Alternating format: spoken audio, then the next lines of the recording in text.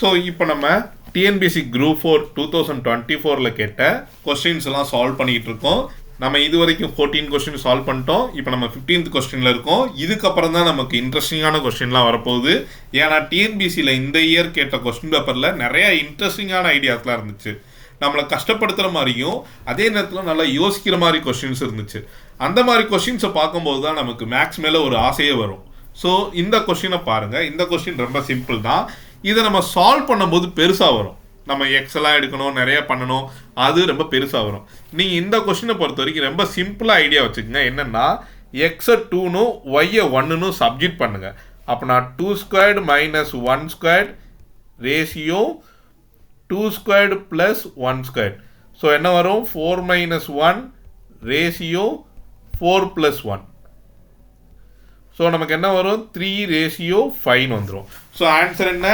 D1 3 ratio 5. இது ரொம்ப simple தான். இந்த கொஸ்டின் வந்து நமக்கு பெருசாக பண்ணணும்னா நம்ம 2xன்னு எடுத்துக்கணும், 1xன்னு எடுத்துக்கணும் ஒய்யை. இங்கே xy இருக்கிறனால நம்ம ஏன்னு எடுத்துக்குவோம். 2a 1a. ஏன் ஏ எடுக்கிறோம்னா இதோட காமன் டிவிசர் ஒன்று இருந்திருக்கும், அதை நம்ம டிவைட் பண்ணியிருப்போம். அது எதுன்னு நமக்கு தெரியாதனால நம்ம ஏன்னு எடுத்திருப்போம். அதுக்கப்புறம் வந்து சப்ஜெக்ட் பண்ணி காமனாக எடுக்கும்போது ஏ ஸ்கொயர் கேன்சல் ஆயிரும். அதனால தான் நான் அதை பண்ணவே இல்லை, டைரெக்டாக எழுதிட்டேன்.